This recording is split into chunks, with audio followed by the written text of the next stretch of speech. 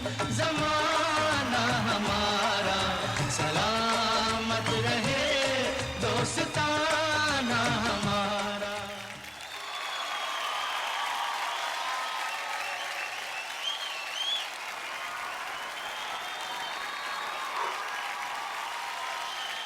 आज हम यहाँ एज अ होस्ट नहीं है, बल्कि हम लोग आज यहाँ इनके सबसे बड़े फैंस यहाँ पर आज इनके साथ में इतना बड़ा झूठ बोलने की कोई जरूरत नहीं। नहीं नहीं सर, नहीं सर सर हम लोग बहुत बहुत बहुत नर्वस हैं। मैंने बैक स्टेज पे कहा दोनों से कि मुझे ऐसे लग रहा है कि मैं बोर्ड की एग्जाम के लिए बैठा हूँ आज।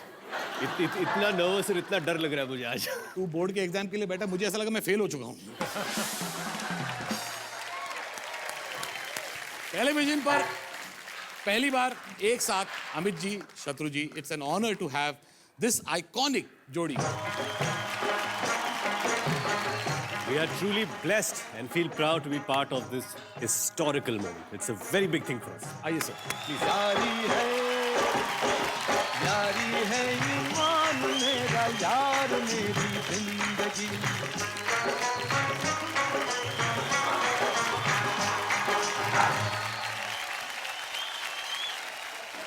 अमित जी, शत्रु जी, इतने सालों की दोस्ती, इतनी सारी फिल्में, इतनी सारी सुपरहिट फिल्मों में आप दोनों ने काम किया है साथ में। एक सवाल मेरा, आप दोनों में से बेटर एक्टर कौन है? खामोश। ये है। अब ये कह रहे हैं तो मान लेता हूं मैं। लेकिन दुनिया आज कहेगी, खासकर पीकू और पिंक देखने के बाद, कि मैं क्या सर्वश्रेष्ठ कलाकार कोई है तो हमारा दोस्त अमिताभ बच्चन।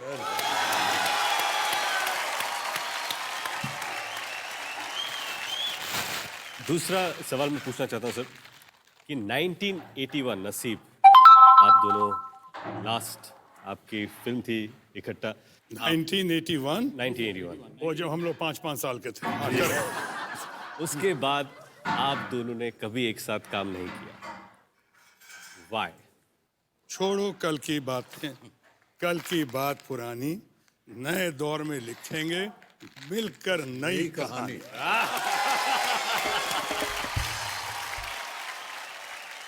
जब आप पहली बार एक दूसरे से मिले, so what was the first meeting, या मिलने से पहले भी हो सकता है, एक दूसरे के बारे में आपके इंप्रेशन क्या थे? सबसे पहले मुलाकात हुई थी जब भारत के महान हास्य कलाकार महमूद साहब के घर पे, फिर हम लोगों का कुछ ग्रुप बन गया जिसमें अनवर अली, अमिताभ, मैं, एक दो और लोग, असरानी वगैरह, पेंटल वगैरह, जो पूना इंस्टीट्यूट के कुछ लोग थे, वो लोग हो गए। इनकी कुछ सहेलियां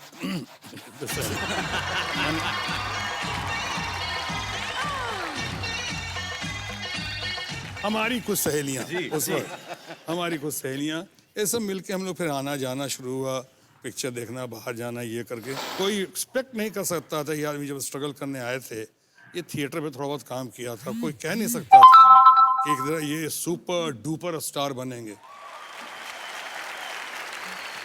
मुझे ही कोई लोग कहते थे, यार किस ऊँट को पकड़ के ले आयो, यानी जो लोग, और उनसे जिन्होंने कहा ऊँट को पकड़ के ले आए, उन्हीं की फिल्म के हीरो ये बने, और उसी फिल्म में विलन मैं बना, और वो आज नहीं है यहाँ दुनिया में। अमित जी, आपका इंप्रेशन कैसा था जब पहली बार? मेरी दरअसल मुलाकात हुई क्योंकि हम दोनों के जो सेक्रेटरी थे वो एक थे, पवन कुमार जी, और उन्होंने हम लोगों को मिलवाया। और शत्रु जो थे वो हमसे पहले थे, हमसे सीनियर थे, और बहुत ही इनको प्राथमिकता मिल चुकी थी, सक्सेस मिल चुकी थी, तो ये हमारे लिए बहुत बड़े हीरो थे। और फिर जैसा कि इन्होंने कहा, हम लोग, इनका जो अपार्टमेंट था, हम लोग के पास कुछ नहीं था, ये ज़्यादा, इनके पास और ज़्यादा यंत्र थे जो कि हमारे पास नहीं थे, तो हम लोग इन्हीं के यहाँ मिला करते थे, क्लब बना हुआ था। हाँ, और दिन भर वहीं पर गप्पे शप्पे होती रहे, जब कभी इनकी शूटिंग हो तो वहाँ देखने चले जाएं, इस तरह से हमारी मुलाकात होती रही। और फिर इन्हीं के साथ घूमना फिरना, और इनकी बहुत सी खासियतें हैं जिनका अभी भी मैं वर्णन कर सकता हूँ, आज को छोड़ करके, क्योंकि सब लोग जानते हैं कि ये बहुत देर में आते हैं, जहाँ भी जाते हैं बहुत लेट पहुँचते हैं। आज ये आधा घंटा पहले आए मुझसे। वाकई में? हाँ बिल्कुल, वाकई में? हाँ बिल्कुल। जिंदगी में पहली बार आज मैं इनसे पहले पहुंचा। हमारे ज़माने में जी शिफ्टों में काम होता था, तो 7 से 2 जो था वो शान का शिफ्ट था जी। और 2 से 10 नसीब का। शान की शूटिंग होती थी यहीं फिल्म सिटी में, और नसीब की शूटिंग थी चांदवली स्टूडियो में, वो रिवॉल्विंग थिएटर जो था क्लाइमैक्स में उसमें। रंग जमा के तो शान की शूटिंग में मैं 7 बजे पहुंच जाता था, ये करीबन 11-12 बजे पहुंचते थे। उसके बाद हमारी शूटिंग होती थी और 2 बजे पैकअप हो जाए, तो हम कहें चलो भाई अभी दूसरे शूटिंग में जाना है, तो हाँ चलो चलते हैं। तो मैं निकल जाऊं 2 बजे चांदीवली स्टूडियो के लिए, ये महाशय वहां पहुंच रहे हैं 6 बजे, एक ही जगह जाना है। क्यों? तो एक ही जगह जाना है, एक ही जगह से दूसरी जगह जाना है, कहाँ गायब हो जाते थे भैया? Sir India wants to know. अरे इंडिया तो में ये था। और कभी भी अच्छा गाड़ी जो थी वो सिर्फ एक थी हम सबके पास, इनकी गाड़ी जी एक छोटी सी बहुत ही टूटी फूटी गाड़ी थी, और ये बांद्रा से हम लोगों को जाना पड़ता था, मान लीजिए कुलाबा में कोई फिल्म देखनी है, चलो चलो चलते हैं चलते हैं, सब बैठ गए गाड़ी में, तो आधे रास्ते जा करके वो गाड़ी टूट जाती थी। जी इनका जो तेवर है ना वो आज तक नहीं बदला है। जी बैठे हुए हैं गाड़ी में, अरे चलो यार धक्का लगा गाड़ी का।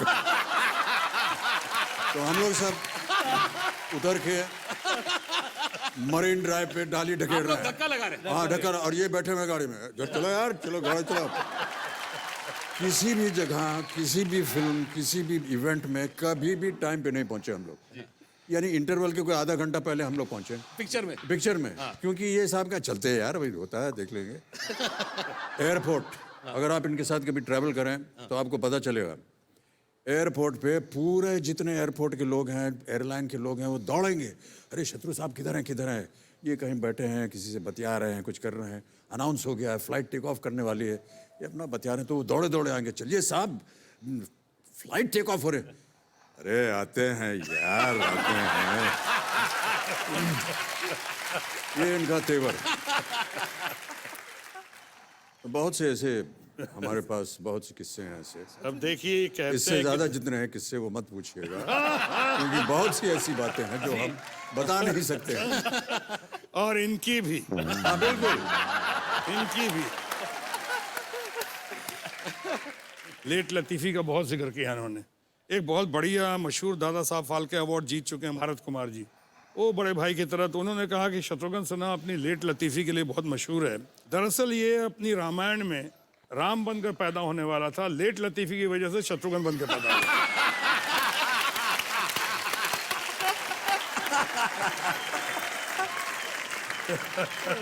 अब ये कहते हैं कि आज तक मैं नहीं बदला हूँ, वही तेवर है, वही हाल चाल है, लेट ये। अरे भाई कोई अपना कैरेक्टर रातों रात बदल देगा क्या? नहीं बिल्कुल नहीं। 2 ही चीज तो है मेरे पास, कैरेक्टर और पंक्चुअलिटी।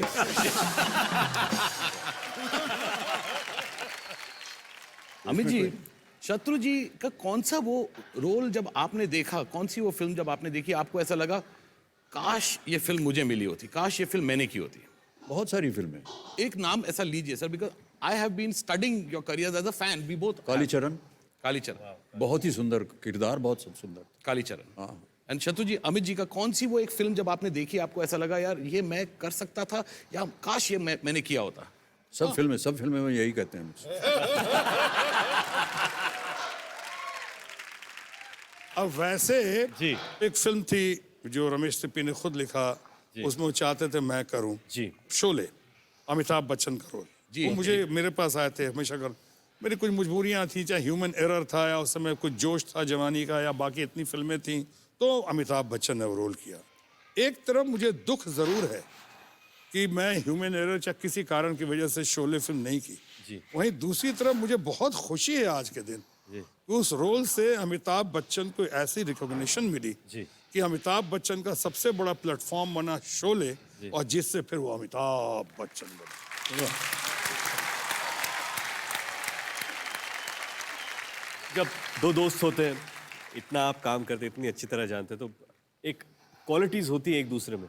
तो ऐसी कौन सी क्वालिटीज है शत्रु जी, अगर आप चाहते कि अमित जी की आप इम्बाइब करें, और Amit sir which is one quality आप चाहते हैं कि ये शत्रु जी की मुझे, मैं पहले बोल देता हूँ जी, कि काश कि मैं हर जगह लेट जा सकता।